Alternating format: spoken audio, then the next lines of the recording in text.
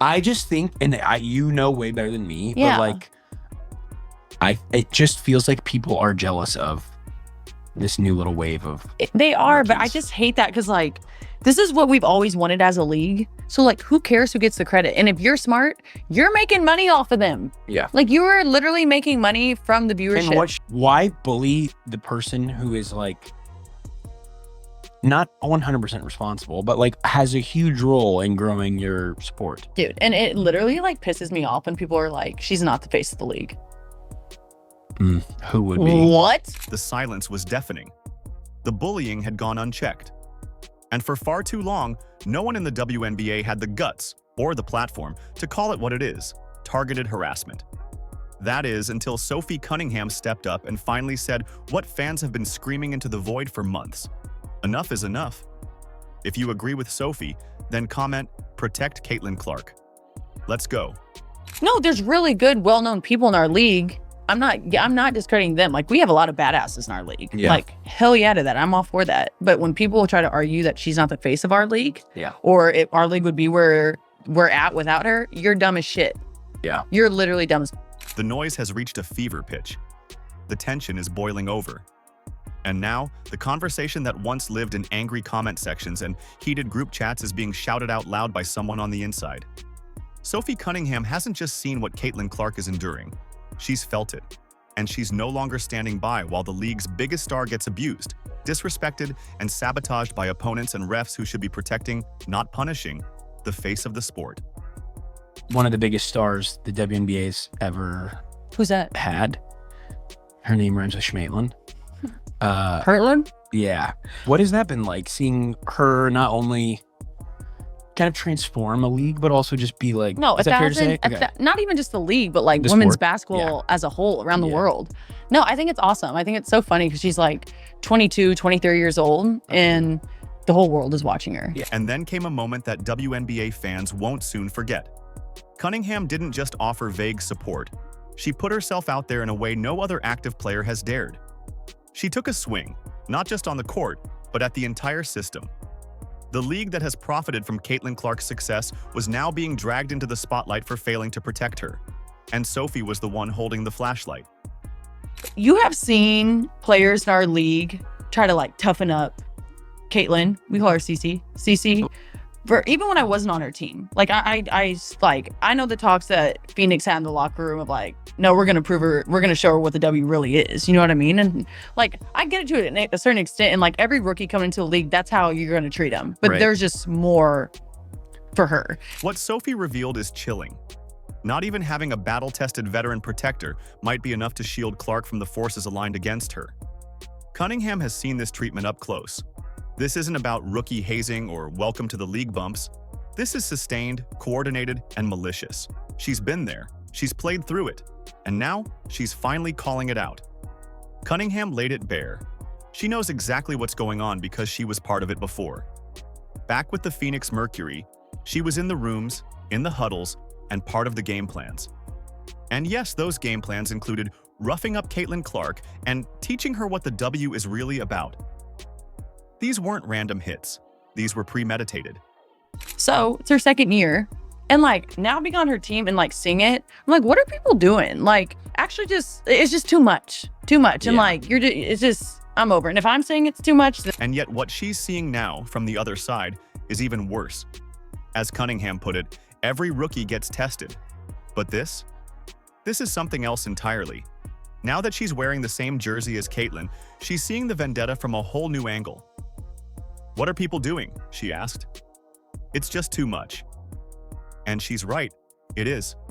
There's no player ever that's gotten this type of treatment coming into the league. LeBron will probably be the closest person that got this type of treatment. And that's only because he big as fuck and he used to come to the lane, and the only way you could stop him is to pull him down. But even when they used to pull his ass down, they did not try to hurt him. A lot of times they would just grab LeBron and like just stop him from falling. It wasn't malicious with this shit. And it's so sad that y'all just turning a blind eye. Y'all just like, oh, it's not bullying. She's not getting targeted. She deserves it because she talks trash. Oh my God. The numbers don't lie. Caitlin Clark has been on the receiving end of more physical punishment than any player in the league. In her rookie year alone, She was the target of 20% of the league's flagrant fouls. Yes, 1 out of every 5 flagrant calls was on her. She's missed games due to 3 separate injuries, 2 groin issues, and a quad strain. That's not a coincidence. That's a campaign. All the sports anchors, they're all haters too. That's crazy. They're definitely not analysts. They don't know shit about basketball. Rick, what the fuck are you talking about? I've never seen so much hate on a new athlete since I've been living. Since my 43 years of living, I've never seen so much hate towards an athlete. He says, oh, she's not getting bullied. This is normal physicality. If you're gonna be talking shit, putting it in my face and saying, yeah, what up, then you gonna have that shit coming for you. Somebody gonna bust you in the mouth for knocking a shot down and talking shit about it. But what's even more concerning is how these incidents have escalated, just as Cunningham has warned. From Kennedy Carter's cheap shot that somehow got called a common foul, to Alyssa Thomas's shoulder assault that magically escaped a flagrant, to Marina Mabrey's shove that sent Clark sprawling, the message from the officials has been loud and clear. We're not calling anything. Sophie Cunningham isn't just speculating. She's been in the league 6 years. She's played against Clark. She's now playing beside her. And she knows what's fair and what's foul. So look, what we all been witnessing right before our eyes about our precious CC, my precious CC, Caitlin Clark. For the ones who didn't know. So basically, she was saying that when they was preparing, when she was on the other team before she came to the Indiana Fever, we talking about Sophie Cunningham. She was basically saying that the Phoenix Mercury players were basically game planning and saying that they was going to assault her. And then came the moment that turned Sophie Cunningham into a legend. On her podcast Show Me Something, she didn't hold back. In fact, she blew the lid off the entire anti-Clark agenda. It literally pisses me off when people say, she's not the face of the league, she snapped. But it wasn't just talk. Sophie backed it up on the court. When she sent a hard foul into Sheldon that sparked a full-on melee, it wasn't just retaliation. It was a message to every hater in the WNBA. If you mess with Caitlin, you deal with me. In the first half, the refs didn't call. Someone should have been thrown out, and the refs did not call it. Correct. I remember that. They didn't. And so I was like, That all was when right. she got full body Dude, chested. by 3 people. Yeah. Like 2 people, they're like, oh, it's fine. I'm like, if that was anyone else, I would have been booted out of the game. I know that for sure. I'm a little sassy, but like, so are they. Your leash is shorter though, because they know. Literally. I don't even have a leash. I just have a freaking collar and a hand on it. Anyway, so there was like 45 seconds left. The girl stole the ball and I was running back and I was like, we're up. I don't need to foul. And I was like, just let her go. And I was like, all right, like, who cares? Last second, intrusive thoughts. I was like, And guess what? Fans loved it. Within 2 days, her TikTok exploded by 600,000 followers. Her jersey, gone, sold out. Sophie didn't just gain fans, she became a movement. People weren't just cheering for her. They were calling her what the league desperately needed, the enforcer. And they put their money where their mouth was, buying up every last piece of Cunningham merch until retailers had to slap a sold-out sign on it.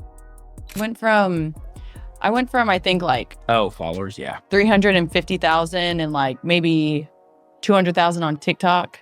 You had 200,000 on TikTok a month ago? No, Before the fight. Before the fight. And then I had like 350 on 100,000 on Instagram over the night, or over like a day and a half, over 1 million on both. Insane. This is coming from me though, dude. I got tired of seeing myself. I get it. And I love myself. I get it. I love myself. I was over it. Sophie Cunningham didn't just stop at players, she's also gone straight at the referees. She's had enough of their failure to do the bare minimum, protect Caitlin Clark. And her most iconic jab? A simple TikTok. In typical WNBA fashion, the league didn't like the criticism. Their response? Slap Sophie with a $500 fine. Her reaction? Priceless. I got fined $500 for this TikTok. I don't know. Why? This is funny to me, she said, sarcastically. Like, okay, you got it, bud. Because there's not more important things to be worried about with our league right now. That, right there, is a mic drop. I'm not saying that your job is easy, but when it is a simple call right in front of your face multiple times, what are you doing? What are you doing? What call are you bugged out. All on of them. most everything. Like, it's just like they're just so inconsistent. Like, that's my thing. Like, if you're on the other team and you're gonna be fouling the shit out of me, yeah, cool. But let me do it to Didn't you. let you. Yeah, You know what I you mean? want Like, consistency then. yeah, like just give. And I think that's players across the league and like new fans across the country. Like, everyone's like, what is going on with the refs? And I'm like, I don't know. And you finding me $500 is not going to do shit. And it's not just Clark taking hits without protection anymore. Sophie's now feeling it too. In that brutal matchup with the Connecticut Sun, she took an elbow to the face. No whistle. In another game, she got grabbed by the neck in a scramble against the Sparks. Again, no whistle. Same song, different verse. What used to happen only to Caitlin Clark is now happening to anyone who dares to defend her. That pattern, it's spreading like wildfire, and Sophie is walking right into the flames without flinching. Cunningham isn't afraid to say what others keep dodging. The green-eyed monster in the WNBA locker rooms. Jealousy. While most players avoid the topic, Sophie's calling it out with a megaphone. And let's be honest, the receipts are piling up. In 2025 All-Star voting, Clark was the runaway fan favorite, leading all players by a wide margin. Yet, shockingly, she barely cracked the top 10 among guards in player voting. It was so ridiculous that Dick Vitale called it pure jealousy. Sophie agrees. And the bitterness doesn't stop there. Some players have made shady remarks in interviews. Others practically celebrated when Clark got hurt. But what these petty players fail to grasp, and what Sophie nails, is this. Clark's rise lifts everyone. Bigger salaries, better flights, booming ratings, sold-out arenas. All of it is thanks to the Caitlin Clark effect. One of the biggest epidemics in the history of sports right now is going on with the WNBA and their referees. They suck. All right, their referee situation blows. The officiating, they can't get the calls right. When they do go over to look at something, it takes them forever, and then they still get it wrong. And they also will not come down on these players for trying to take out the league's greatest asset. The league's greatest golden goose that is going to eventually make all these players and the commissioner and all these people all this money. They won't officiate. Now here's where things get really disturbing. Sophie has seen it with her own eyes, and she's sounding the alarm. Caitlin Clark is missing massive chunks of her second WNBA season, and no one wants to say why. We're talking 14 missed games, 3 separate soft tissue injuries, quad strain, groin strain left side, groin strain right side, and no one's connecting the dots? She even had to sit out the Commissioner's Cup final and her hometown All-Star game. This is a woman who played 4 full seasons at Iowa without missing a game. Her entire rookie season in the W? Not one absence. And now, she's off the court in the league's most crucial moments. That's not bad luck. That's damage from relentless, unchecked targeting. And you got tossed. And it was 2-on-1. Yeah, I got tossed. Did she? Yeah. Yeah. Then we're good. But so in a situation like that, does Caitlin come up to you after and say like, because the internet whole thing was, look at fucking Sophie sticking up for Caitlin, like this is dope. But I was. No, I know you were. But in the locker room, I think she was like, finally, Yeah. like finally someone else. I was like, dude, I got you. Like but I think that kind of had our team come together as a whole. And it's Dude, like, no, we gotta have yes. like, it was That's awesome. yeah, no, it really was though. Like, I feel like everyone was like, like we do have to protect each other. And it's not just fans and analysts starting to notice. Even Caitlin's brother, Colin Clark, briefly posted online blaming the referees for her latest injury. He deleted it, but the message was loud and clear. The family sees it too. Sophie doesn't need social media receipts to know the truth. She's living it. She's on the floor. She's watching Clark absorb hit after hit while referees stare blankly into space. The silence from the league is deafening. But Sophie? She's refusing to be quiet. A good handful that it's like, all right, dude. And there's a couple girls in Dumb it too. question. Like, if someone were to like say someone called men's basketball their whole life and then went over to women's, would they be expected to call the game differently? Just given like the style and like physicality and stuff like that? But this isn't just talk. Sophie Cunningham has taken action, on and off the court. She's become Clark's shield, absorbing the fouls, throwing the elbows, and drawing the heat. She's now one of the most fouled players in the league, right up there with Caitlin Clark and Aaliyah Boston. But instead of backing down, she's doubled down. She's showing the league that if you're going to keep targeting Clark, you'll have to go through her first, and the fans, they're eating it up. Sophie's follower count has exploded past 1 million across TikTok and Instagram. She's landed big-name deals with Adidas, Ring, and Arby's.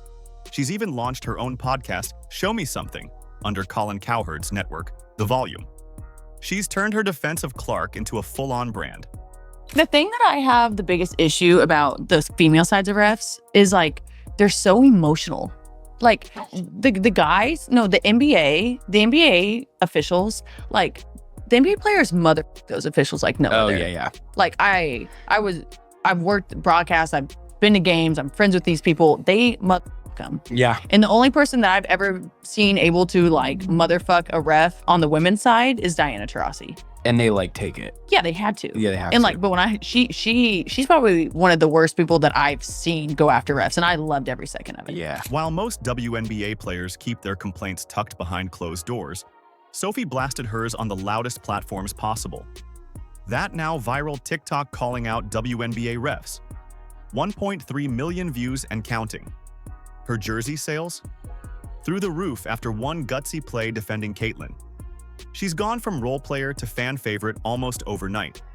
But this isn't just about going viral. It's about finally giving a voice to millions of fans who've been watching Caitlyn Clark get abused and wondering, why isn't anyone doing anything? Well, now someone is. And it's working. Here's what sets Sophie Cunningham apart from the rest. She gets the bigger picture. The WNBA cannot keep riding the wave of Caitlyn Clark's popularity while standing by and letting her get battered. You don't burn down the golden goose that's making your league relevant. You protect her at all costs. Sophie understands that if things don't change, the WNBA could blow the biggest opportunity it's ever had to reach a mainstream audience. This is no longer a small issue, it's an existential one. Now, like the refs, and I'm not saying they're emotional, like the men and women, it doesn't matter the gender. Yeah. On our side, they are too emotionally invested and they can't take it. And I'm like, Is it new to the WNBA that you guys are like maybe talking more shit back to refs, or has that been a thing forever? oh, it's always been a thing. Caitlyn Clark's value is beyond measurable. Her rookie trading card just sold for $660,000. Yes, more than 8 times her current salary. That's not just hype, that's history. And every ignored foul, every cheap shot, every shady no-call is like lighting a match next to the league's future. Sophie knows this, and she's putting her body on the line to stop it. That $500 fine? It's chump change compared to the millions she's now worth in marketing power. Her viral foul-protecting Clark didn't just make headlines, it made Sophie a household name. She's proven that courage and common sense can be a winning combination. Let's take a look at this photo right here. If this doesn't tell you that Caitlyn Clark, everywhere she goes, moves the needle, ESPN and all these talking heads are idiots.